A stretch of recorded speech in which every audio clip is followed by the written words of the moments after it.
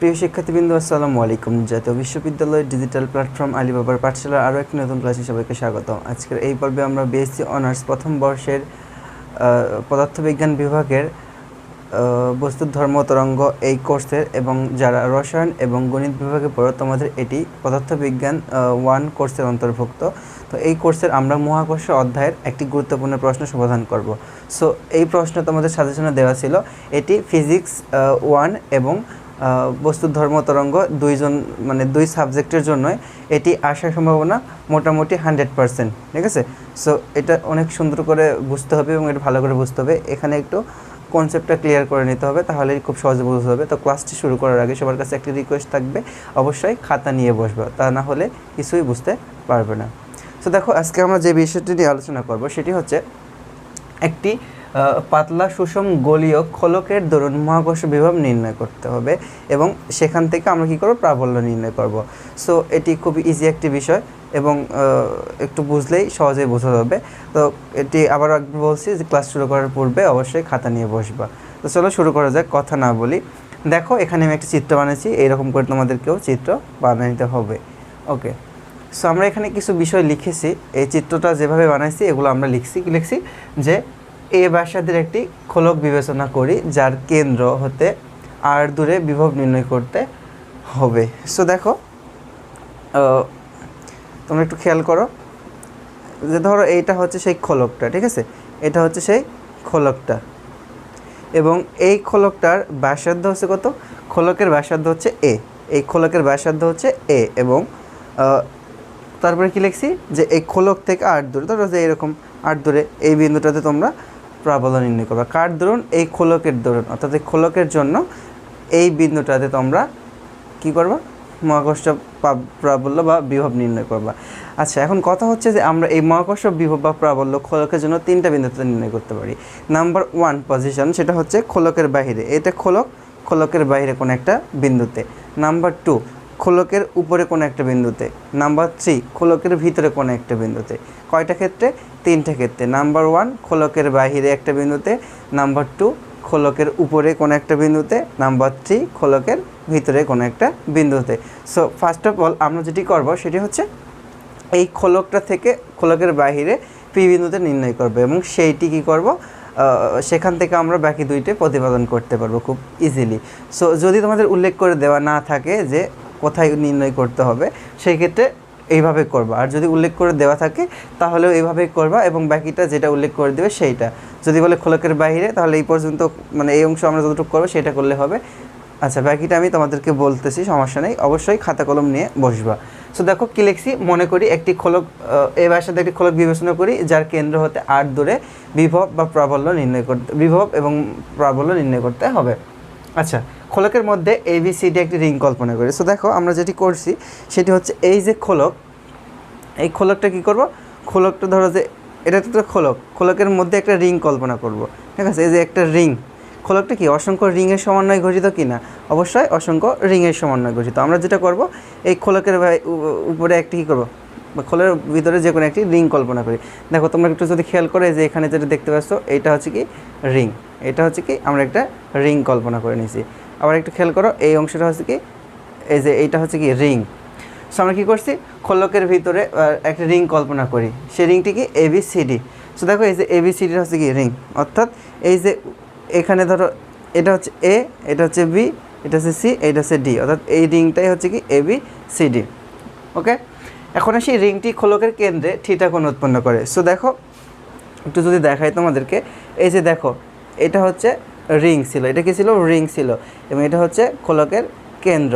So এই রিংটা actually, এই রিংটা কী করছে, খোলকের সাথে থিটা কোণ উৎপন্ন করছে। অর্থাৎ এখানে যে কোণ সেটা কি থিটা কোণ। এই যে এখানে দেখো এটা হচ্ছে ছিল কি খোলক। সো যদিও এখানে 3D চিত্র বানানো সম্ভব নয়, এটা হচ্ছে কি খোলক, আর এটা হচ্ছে কি সেই রিং। এই রিংটা কী করছে, খোলকের কেন্দ্রের সাথে থিটা কোণ উৎপন্ন করছে। কত কোণ উৎপন্ন করছে, থিটা কোণ উৎপন্ন করছে। আচ্ছা, তারপরে কি লিখছি আমরা, যে থিটা কোণ উৎপন্ন করে এবং পুরুত্ব AC কেন্দ্রে ডি থিটা কোণ উৎপন্ন করে। অর্থাৎ এই যে পুরুত্ব, দেখো এইটা তো তোমরা রিং বিবেচনা করছো, এইটুকু রিং বিবেচনা করছো, সেই রিংয়ের একটা পুরুত্ব আছে। সো সেই পুরুত্বটা কী করছে, এই এর কেন্দ্রের সাথে ডি থিটা কোণ উৎপন্ন করছে। অর্থাৎ এই কোণটা হচ্ছে ডি থিটা, আর এই কোণটা হচ্ছে কি, এখান থেকে এই কোণটা হচ্ছে থিটা কোণ। সো এটা আমরা লিখছি।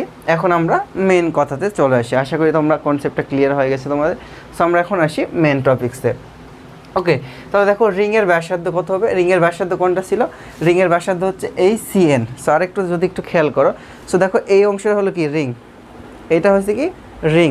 তাহলে রিংয়ের ব্যাসার্ধ কোনটা হবে বলো তো? ধরো যে এটা হচ্ছে মিডিল পয়েন্ট যদি হতো তাহলে কী হতো? এর থেকে এইটুকু হচ্ছে কি রিংয়ের ব্যাসার্ধ। সো এইটা হচ্ছে কি রিংয়ের ব্যাসার্ধ। রিংয়ের ব্যাসার্ধ কত? সিএন। ওকে, এখন রিংয়ের ব্যাসার্ধ কত হবে একটু খেয়াল করো। এ সাইন থিটা। কীভাবে দেখো, এইটা রিংয়ের হচ্ছে সিএন আর এইটা হচ্ছে কত, মানে এই ধরো যে ও এন সি, এইটার যদি আমরা একটা ত্রিভুজ বিবেচনা করি, এটা হচ্ছে থিটা, তাহলে সাইন থিটা ইকুয়াল কী হবে? সাইন থিটা ইকুয়াল হবে হচ্ছে sine theta equal CN divided a. ঠিক আছে, সাইন থিটা ইকুয়াল কী হবে? CN divided a. তাহলে সিএন ইকুয়াল কী হবে? A sine theta, a sine theta. That's why আমরা এখানে লিখেছি যে রিংয়ের ব্যাসার্ধ কত? CN equal a sine theta. এই যে এটাকে একটু ত্রিভুজ কল্পনা করে নিয়ে সলভ করেছি। ঠিক আছে, আচ্ছা, এবং পুরুত্ব কী হবে? পুরুত্ব এসি, এই যে পুরুত্ব অর্থাৎ এই যে রিংটা, এই রিংটার পুরুত্ব কতটুকু হবে? পুরুত্ব হবে হচ্ছে এর মধ্যবর্তী যে কোণ সেইটা এবং এর সাথে এর ব্যাসার্ধটা গুণ করে দিলে হয়ে যাবে। সো ব্যাসার্ধ হচ্ছে এ ছিল এবং কোণটা হচ্ছে ডি থিটা, অর্থাৎ রিংয়ের পুরুত্বটা ডি থিটা কোণ উৎপন্ন করছে। সো এই ছিল ব্যাসার্ধ এবং পুরুত্ব। সো আমরা এখন আসি রিংটির ক্ষেত্রফল। আচ্ছা, রিংটির ক্ষেত্রফল কত হবে? রিংটির ক্ষেত্রফল হবে হচ্ছে 2 পাই আর। এখন আর মানে হচ্ছে ব্যাসার্ধ। ব্যাসার্ধ কত? ব্যাসার্ধ হচ্ছে এ সাইন থিটা।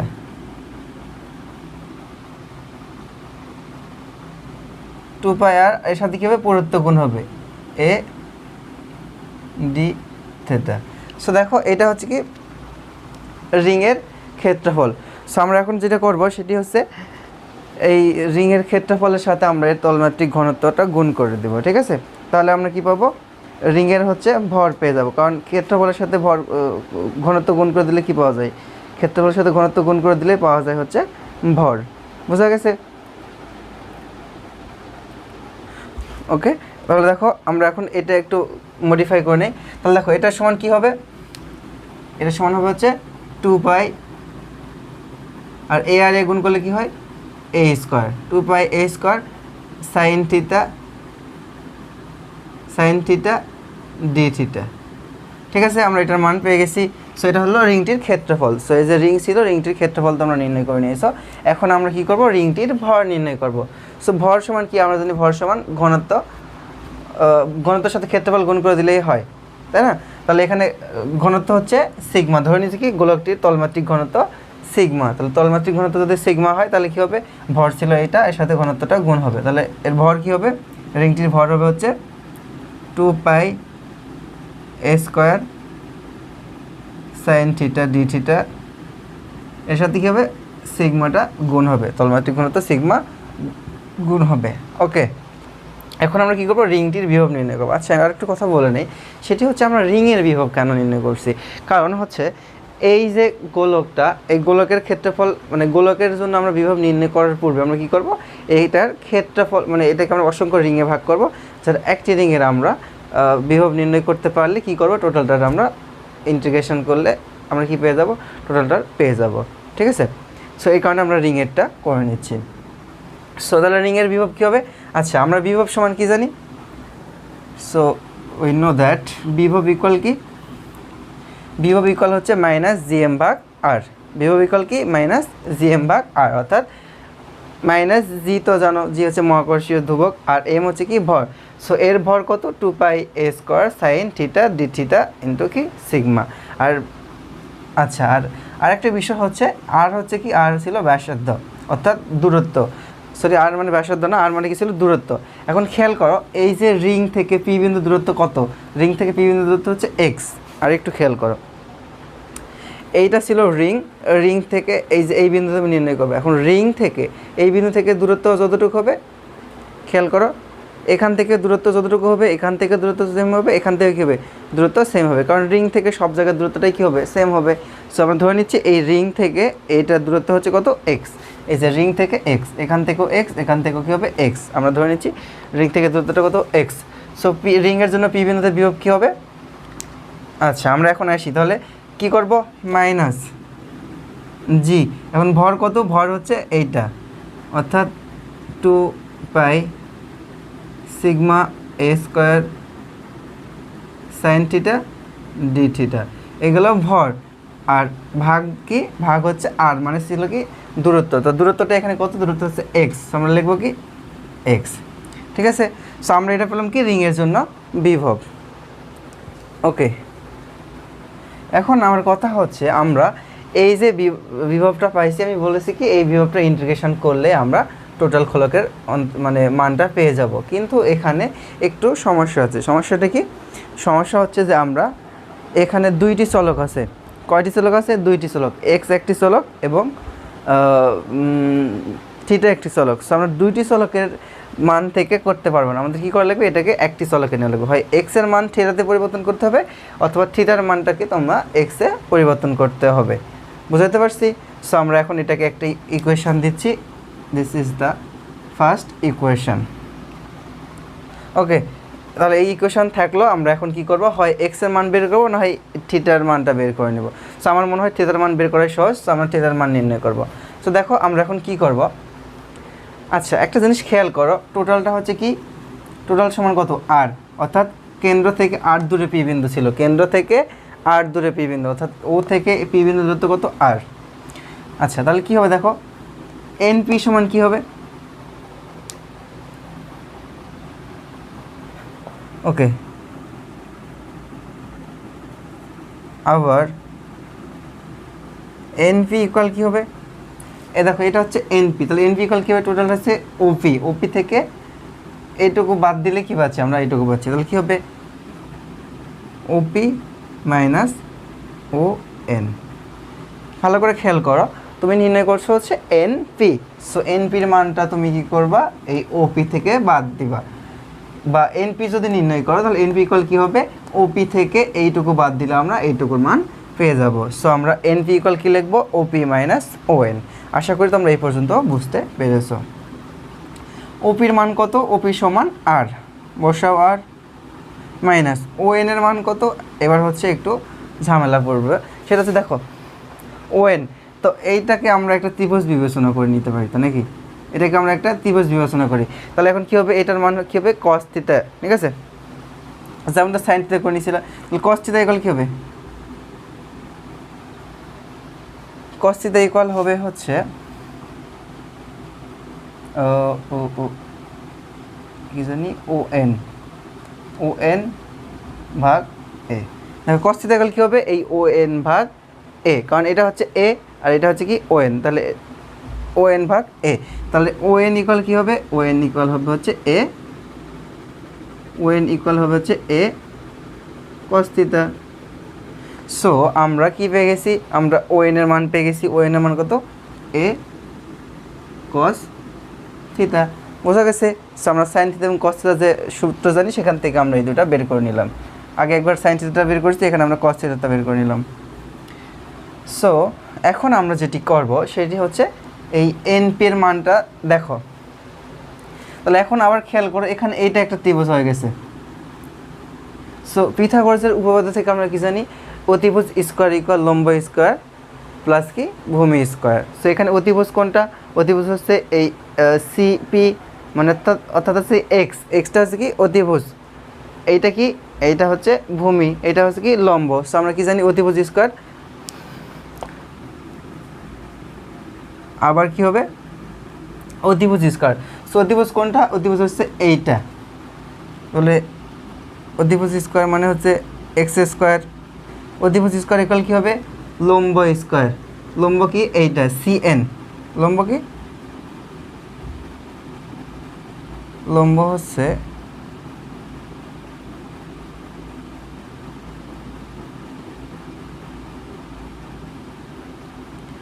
আচ্ছা এনপি, এনপির মান কত, এনপির মান হচ্ছে এইটা, ঠিক আছে, আর এইটার মান কত, এইটার মান হচ্ছে আমরা বের করে নিলাম, এসির মান কত জানিছিল এ এন, এনের মান কোথায় বের করেছি আমরা,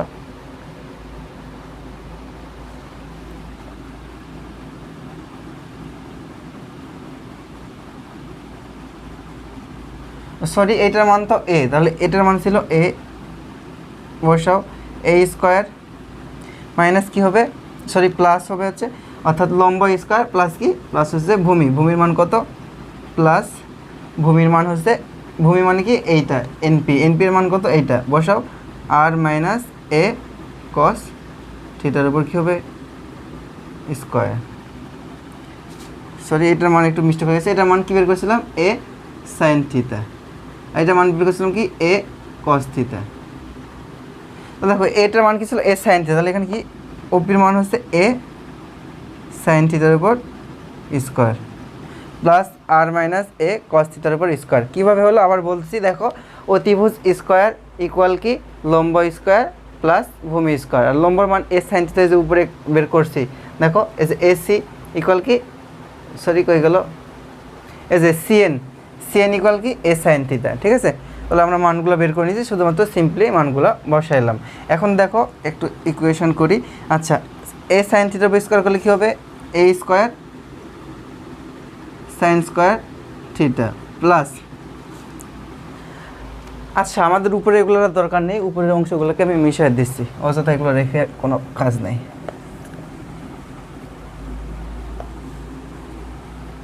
সো দেখো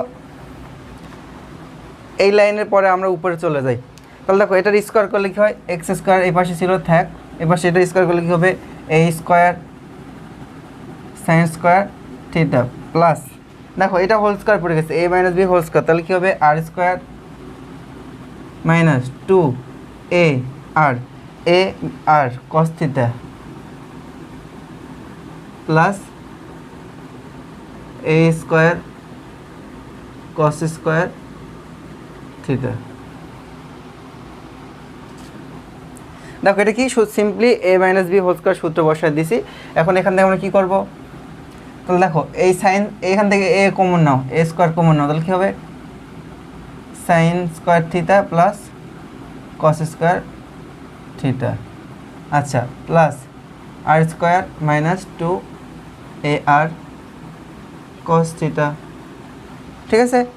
এটা কী করলাম, এখান থেকে এবং এখান থেকে এ কমন নিলাম। আচ্ছা এখন আমরা তোমরা জানো sign square theta plus cos square theta equal কি 1, তাহলে এখানে কী থাকে, এই পাশে ছিল এক্স স্কোয়ার, এখানে ছিল এ স্কোয়ার প্লাস আর স্কোয়ার মাইনাস 2 আর কস থিটা, ওকে। এখন দেখো আমরা এটাকে দিলাম 2 নম্বর সমীকরণ। আচ্ছা এখন আমরা 2 নম্বর সমীকরণকে ডিফারেন্সিয়েশন করব। কী করব, ডিফারেন্সিয়েশন অর্থাৎ অন্তরীকরণ, বা যেটাকে ফিজিক্সের ভাষায় বলা হয় ব্যবকলন। সো এখন 2 নম্বর কী করি, 2 নংকে ব্যবকলন।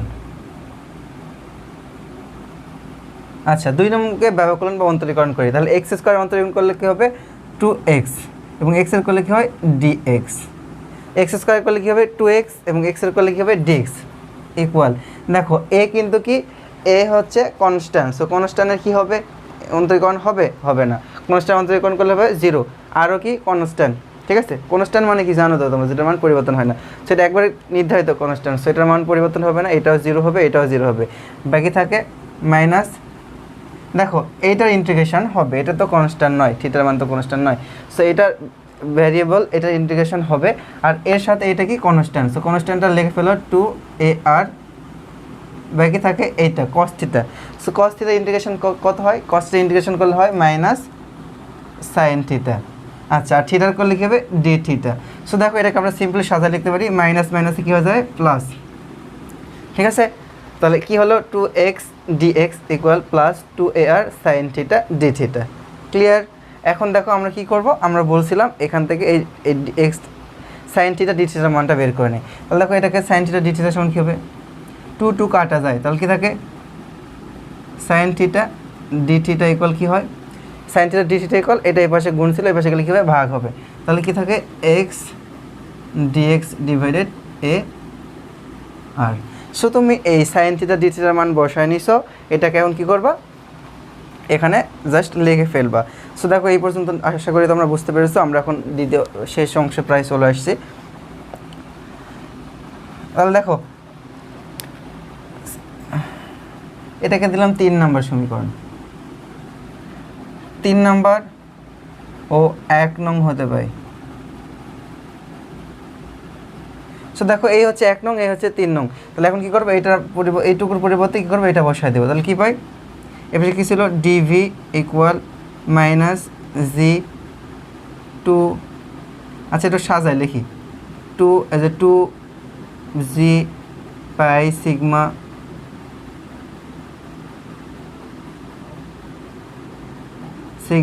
এ স্কোয়ার। আচ্ছা সাইন থিটা ডি থিটার মান কত, সাইন থিটা ডি থিটার মান হচ্ছে এক্স ডিএক্স, আর এ আর বি নিচে ছিল, আমরা নিচে এখন লিখবো কি এ আর এক্স তো আগে থেকেই ছিল। ঠিক আছে, সো আমরা এই কী করলাম, সমীকরণ 2 আর 3 থেকে, এই হচ্ছে সমীকরণ 3 আর এই হচ্ছে সমীকরণ 1 আর 3 থেকে, এই হচ্ছে সমীকরণ 1, মানটা জাস্ট এই যে সাইন থিটা ডি থিটার মান নির্ণয় করছি, এই মানটা জাস্ট বসায় দিয়েছি। ঠিক আছে, আশা করি তোমরা এই পর্যন্ত বুঝতে পেরেছো। আমরা এখন এই যে বাকি অংশটাতে করি। দেখো তাহলে কী করবো, এটা মিশায় দিই, এটার দরকার নেই,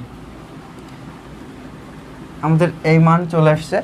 সো দেখো, আচ্ছা তাহলে দেখো এখানে কি কাটা যায়, এটা কাটলে কি হয়, ডিভি ইকুয়াল মাইনাস 2g পাই, দেখো সিগমা, দেখো এ আর এ স্কোয়ার কাটলে কি থাকে, এ থাকে, আর এক্স আর এক্স কাটা যায়, তাহলে কি থাকে ডিএক্স, ডিভাইড কি থাকে আর থাকে। সো এখন একটা রাশিতে চলে আসছে, থিটা আর এখানে নাই, থিটা চলে গেছে। সো আমরা এখন এটাকে ইন্টিগ্রেশন করবো, এটাকে দিলাম আমরা 4 নম্বর সমীকরণ 4কে ইন্টিগ্রেশন করব। আচ্ছা আমরা এখন ইন্টিগ্রেশন করব কিসে, আমরা এটা নির্ণয় করছি খোলকের বাহিরে। দেখো সমীকরণ 4 থেকে আমরা যে কোনো 3টাতে নির্ণয় করতে পারবো। যদি আমাদেরকে বলে খোলকের বাইরে কোনো একটা বিন্দুতে নির্ণয় করো, তাহলে করবা কি, এইটা ছিল এ আর এর সাথে কী করছো আর, তাহলে কী করবা, এ আর প্লাস এ সীমার মধ্যে করবা। কি বললাম, আর প্লাস এ, আর মাইনাস এ থেকে আর প্লাস এ পর্যন্ত, অর্থাৎ কেন্দ্র থেকে একবারে শেষ পর্যন্ত। যদি বলে খোলকের বাইরে, আর যদি বলে খোলকের উপরে, তাহলে কি হবে, আর থাকবে, তখন কী হবে এ মাইনাস এ, কী হবে এ প্লাস এ, তাহলে কী হবে 0 থেকে 2a পর্যন্ত। আর যদি কেন্দ্রের বাইরে বলে, তাহলে কী হবে, সেই ক্ষেত্রে হচ্ছে আর, আচ্ছা এ মাইনাস আর থেকে, আচ্ছা এখানে কী ছিল আর, এখানে তো আর মাইনাস এ সীমার মধ্যে করবা। ঠিক আছে, যেটা বলবো সেটা তোমরা করে নেবে। সো আমরা এখন আগে খোলকের বাইরে একটা বিন্দু নির্ণয় করি, তারপরে আমরা বাকিটাতে আসছি। তাহলে কী করবো, এটাকে সমীকরণ 4 নংকে আর মাইনাস এ হতে আর প্লাস এ সীমার মধ্যে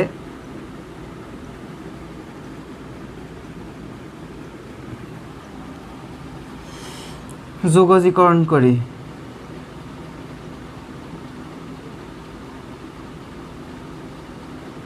যোগজীকরণ বা ইন্টিগ্রেশন করি। তাহলে দেখো কী হবে, ডিভিটা হয়ে যাবে কি ভি, ডিভি কী হবে ভি। আচ্ছা আর এটা কি সবগুলো কনস্ট্যান্ট, তাহলে কনস্ট্যান্টকে বাইরে রাখো, মাইনাস 2g পাই সিগমা এ ভাগ আর, এটা তো ইন্টিগ্রেশন হবে না, সো এটা বাইরে। আচ্ছা ইন্টিগ্রেশন পাওয়ার লিমিট কত, আপার লিমিট হচ্ছে আর প্লাস এ, আর মাইনাস এ, আর কার ইন্টিগ্রেশন হবে ডিএক্স। ঠিক আছে, দেখো এটাকে কেন বাইরে রাখলাম, কারণ এটা তো কনস্ট্যান্ট ইন্টিগ্রেশন হবে না, শুধুমাত্র ভেরিয়েবলটা হবে। তাহলে এই ভেরিয়েবল হচ্ছে ডিএক্স, তাহলে ডিএক্সের ইন্টিগ্রেশন করলে কত হয়, ডিএক্সের করলে হচ্ছে এক্স। তাহলে আমরা কী লিখবো, এটা হচ্ছে মাইনাস 2g পাই সিগমা এ ভাগ হচ্ছে আর। আচ্ছা এখন ডিএক্সের ইন্টিগ্রেশন করলে কত হবে, এক্স হবে, ডিএক্স ইন্টিগ্রেশন করলে কত হবে, এক্স হবে। এখন এক্সের একবার কী বসাবো, আমরা জানি কি আপার লিমিট মাইনাস লোয়ার লিমিট। ঠিক আছে, নিয়ম কি আপার limit minus lower limit. So আমরা একবারে সরাসরি এখানে মান বসায় দিব, এরকম হতো তো, তারপরে মান বসানো লাগতো। ঠিক আছে, আচ্ছা আমি আরেকটা লাইন করি, তাহলে আর প্লাস এ আর মাইনাস এ। সো আমরা কী পাচ্ছি, ভি ইকুয়াল মাইনাস 2g পাই সিগমা এ ভাগ আর। দেখো এক্সের মান আপার লিমিট কত, আর প্লাস এ, মাইনাস লোয়ার লিমিট আর মাইনাস মাইনাসে প্লাস এ, এটা হয়। তাহলে ক্যালকুলেট করো কী হবে, আর কাটা যায় 2a হয়। তাহলে আমরা পাচ্ছি হচ্ছে -2।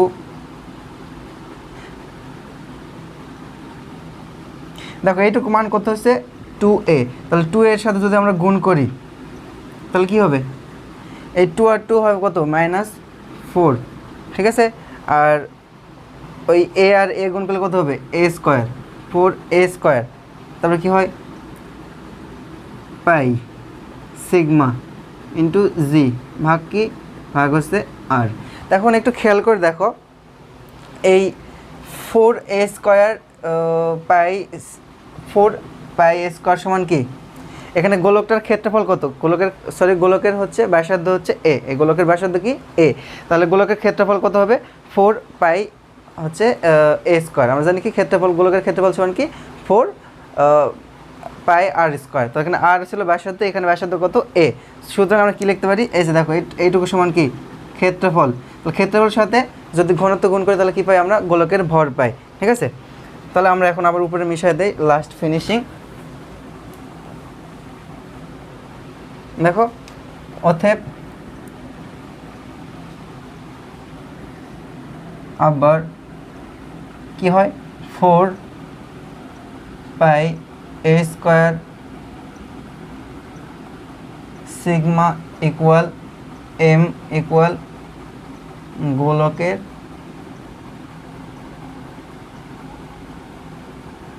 ক্ষেত্রফল, ঠিক আছে, গোলকের ক্ষেত্রফল। তাহলে এইটার পরিবর্তে আমরা কী বসাতে পারি, মান m বসাতে পারি। তাহলে আমরা কী হয়, অতএব v ইকুয়াল -g, এসে -g, আর এইটার মান কত, এটার মান তো m, -g m ভাগ আর ছিল r।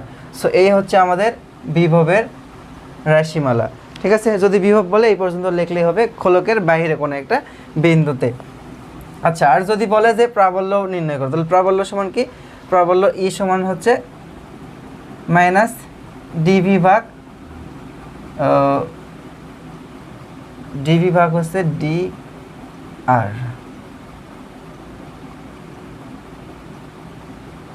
আচ্ছা, সো এটাকে আমাদের আবার কি করা লাগবে, আরেকবার ইন্টিগ্রেশন যদি করি। আচ্ছা, প্রাবল্য ইন্টিগ্রেশন এটা করলে কি হবে, এখানে শুধুমাত্র মান চেঞ্জ হয়ে যাবে, মাইনাস মাইনাসে প্লাস হয়ে যাবে, তাই তো।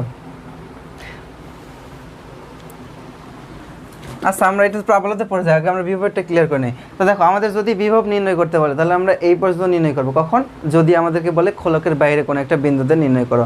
আর যদি আমাদেরকে বলে যে খোলকের বাইরে, খোলকের উপরে কোনো একটা বিন্দুতে, তাহলে কি করবা, এই যে এই সমীকরণে এখানে আর মাইনাস এ থেকে আর প্লাস এ করছো, ওখানে কি করবা, আর প্লাস না করে কি করবা, 0 থেকে শুরু করে 2a সীমার মধ্যে করবা। এখানে শুধুমাত্র 0 থেকে শুরু করে 2a, তাহলে এখানে কী হবে, 0 থেকে শুরু করে 2a এই সীমার মধ্যে করলে আমরা যেটা পাবো সেটা হবে কি খোলকের উপরে। আর যদি বাইরে খোলকের ভিতরে বলে তাহলে কি করবা, আর এর জায়গাতে তখন তো আর থাকবে না, তখন কী হবে এ হবে, তাহলে a মাইনাস আর, আর এখানে কী হবে a মাইনাস আর থেকে এই সীমার মধ্যে করা লাগবে, ঠিক আছে। তাহলে আমরা কী পাবো, খোলকের ভিতরেরটা পাবো। সো এই ছিল আমাদের বিভবের রাশিমালা। আশা করি তোমরা টোটালটা বুঝতে পারবা। আর যদি কোথাও না বুঝতে পারো অবশ্যই আমাকে লিখবে এখানে কমেন্ট বক্সে, আমি চেষ্টা করবো সেগুলো বুঝে দেবার। সবাইকে ধন্যবাদ। ক্লাসগুলো যদি ভালো লাগে অবশ্যই বেশি বেশি করে শেয়ার করবা।